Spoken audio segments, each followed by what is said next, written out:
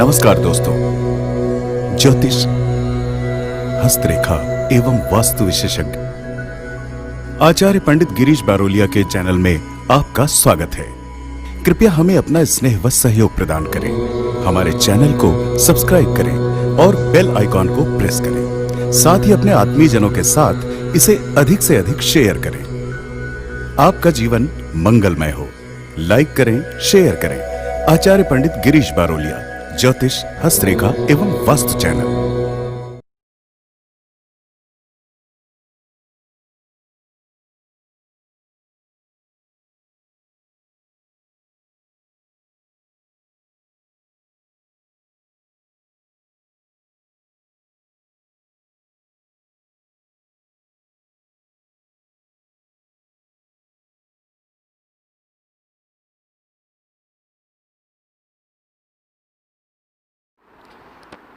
राधे राधे, जय श्री कृष्णा। नमस्कार, मैं आचार्य पंडित गिरीश बारोलिया। गायत्री महामंत्र। ओम भूर्भुवः स्वः तत्सवितुर्वरेण्यं भर्गो देवस्य धीमहि धियो यो नः प्रचोदयात्।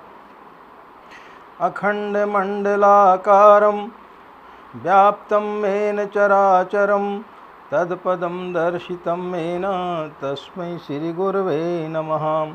तस्मै श्रीगुरवे नमः। मित्रों, कल के वीडियो में हमने आपको गायत्री साधना के बारे में बताया था कि मन को किस तरीके से नियंत्रित किया जाए। यह साधना का प्रथम चरण होता है कि जब आप मंत्र का जाप करते हैं तो फिर आपका मन जो है वो इधर उधर भटकते रहता है, तो उसको नियंत्रित कैसे किया जाए। इसके पश्चात आज हम आपको इस दूसरे वीडियो में बताने के लिए जा रहे हैं कि जब आपका मन नियंत्रित होने लगे, यानी जब आपका मन एकाग्र होने लगे, उसके पश्चात फिर आपको क्या करना है। जब आपका मन इधर उधर भटकना बंद कर दे और एक जगह आपका मन एकाग्र चित्त हो जाए, फिर ऐसी स्थिति में आपको गायत्री मंत्र जपते समय आकाश में उगते हुए प्रकाश के मध्य में माँ गायत्री की का ध्यान करना चाहिए कि माँ गायत्री वहाँ पर विराजमान है और उनके शरीर से प्रकाश पुंज निकल रहा है और वह प्रकाश पुंज आपके अंदर समाहित होते हुए चला जा रहा है। पहली साधना में व्यक्ति बहुत इधर उधर भटकते हुए रहता है। उसका दिमाग माँ की ममता में, माँ के प्यार में, माँ के दुलार में, इस सब में लगा रहता है। लेकिन दूसरी साधना में उसे सिर्फ ध्यान एक जगह केंद्रित करना पड़ता हुआ ध्यान उसका फिर सीमित हो जाता है, फिर उसका ध्यान उतना लंबा चौड़ा नहीं होता है। उसे अपने ध्यान को एक जगह केंद्रित करना है, उगते हुए प्रकाश के मध्य में माँ गायत्री को देखना है और ध्यान करना है आँख बंद करके कि उनके शरीर से जो प्रकाश पुंज है वो हमारे अंदर समाहित होते हुए चला जा रहा है और हमारा रोम रोम जो है वो पुलकित हो रहा है। हमारे रोम रोम में प्रकाश की ऊर्जा फैलते हुए चली जा रही है। इस प्रकार का आपको ध्यान करना है। जब आप इस प्रकार के ध्यान करेंगे तो धीरे धीरे आपका ध्यान जो है वो एकाग्रचित होने लगेगा और आपका ध्यान जो है एक जगह सिर्फ माँ गायत्री में सीमित हो जाएगा। और जब माँ गायत्री में सीमित हो जाएगा तो उसके अंदर की जितनी भी समस्त शक्तियाँ हैं वो धीरे धीरे आपके अंदर प्रवेश करते हुए चली जाएंगी। इस प्रकार का आपको ध्यान करना है। और जब आपका यह ध्यान परिपक्व हो जाए, जब आपको लगने लगे कि हाँ अब इस ध्यान से दूसरी श्रेणी से भी हम अब आगे निकल गए हैं, तब फिर आपको निराकार का ध्यान करना चाहिए। निराकार का अर्थ होता है जिसका कोई आकार ना हो। तो सविता आने सूर्य, गायत्री को सूर्य के रूप में माना गया है।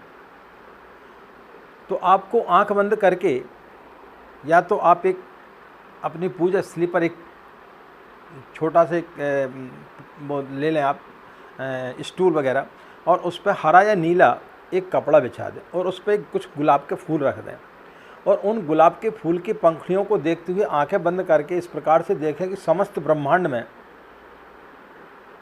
पूरा प्रकाश पुंज फैला हुआ है, और हमारे शरीर से जो प्रकाश पुंज निकल रहा है वो धीरे धीरे धीरे धीरे उसमें अनंत में चला जा रहा है। इस प्रकार से आंख बंद कर लें, गुलाब की पंखुड़ियों को देखें और ध्यान करें कि हमारा मन जो है, हमारे मन से जो ऊर्जा निकल रही है, जो प्रकाश निकल रहा है, वो प्रकाश पुंज जो है समस्त ब्रह्मांड में फैलते हुए चला जा रहा है।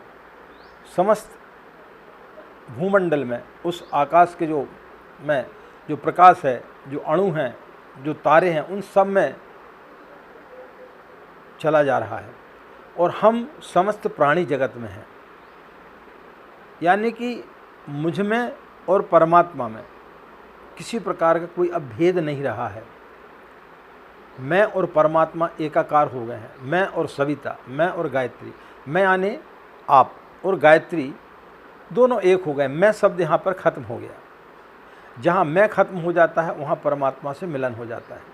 तो यह ध्यान करना है कि आप और जो प्रकाश पुंज है वो सब एक हो गया है।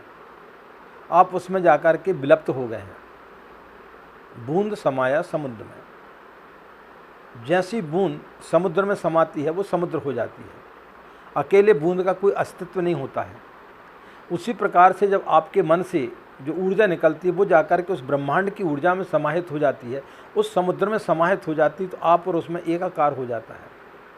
और फिर जब वो आप ध्यान करते हैं तो वह ध्यान की एक चरम सीमा होती है, और उस ध्यान में आप कितनी देर तक डूबे रहते हैं। उस ध्यान में माँ का जो साक्षात्कार होता है, माँ का जो स्वरूप आपको दिखाई देता है, वह अविस्मरणीय रहता है।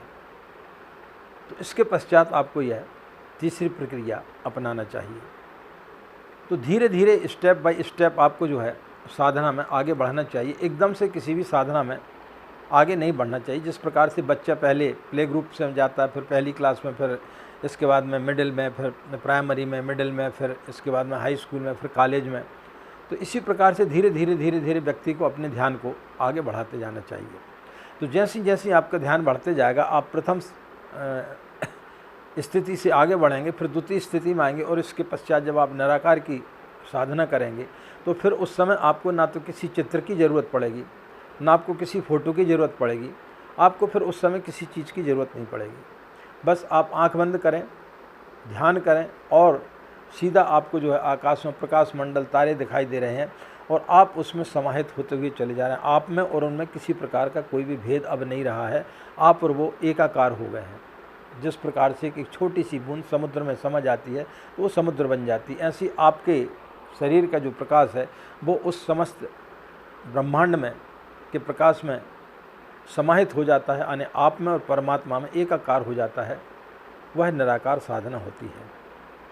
तो इस प्रकार की आप ये तीसरी साधना में धीरे धीरे आप उतरें तो फिर आपको निश्चित रूप से इतना आनंद आएगा, और फिर आपकी जो साधना है वो इतनी परिपक्व हो जाएगी कि फिर आप माँ से वार्तालाप कर सकते हैं, माँ से हर प्रकार की इच्छाओं की पूर्ति कर सकते हैं।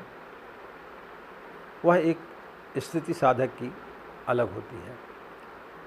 तो इस स्थिति में आपको जाने के लिए थोड़ा सा समय लगता है। धीरे धीरे अपने प्रयास को, अभ्यास को आप बढ़ाएंगे तो निश्चित रूप से आपके लिए माँ गायत्री बहुत जल्दी फलित होगी, और बहुत सारी उसकी कृपाएं आपके ऊपर बरसेंगी। तो मित्रों, आशा है आपको यह जानकारी अच्छी लगी होगी, और यदि आपको आप गायत्री की साधना कर रहे हैं तो हमारे वीडियो को लगातार आप सुनते रहें, और जिस जिस विधि से हमने बताया उन विधियों से यदि आप चलेंगे तो निश्चित रूप से आप बहुत ऊंचाइयों पर तक जा सकते हैं। तो आपको इस प्रकार से स्टेप बाय स्टेप आपको चढ़ना चाहिए, एकदम से आगे नहीं बढ़ना चाहिए कि कुंडलिनी जागरण कैसे करना, अभी मंत्र का जाप चालू किया नहीं और कुंडलिनी जागरण पर आ गए। तो धीरे धीरे अपने स्टेप को जो व्यक्ति उठाता है तो वह आगे चल करके एक सिद्ध पुरुष के रूप में बनता है। तो आशा मित्रों, यह जानकारी आपके लिए बेहद लाभदायक सिद्ध होगी। इन्हीं कामनाओं के साथ में कि आपका दिन मंगलमय हो, आप लोग खुश रहें, मस्त रहें, माँ गायत्री की असीम कृपा इसी प्रकार आप लोगों को पर बनी रहे। हमें आज्ञा दें। नमस्कार। ओम शांति।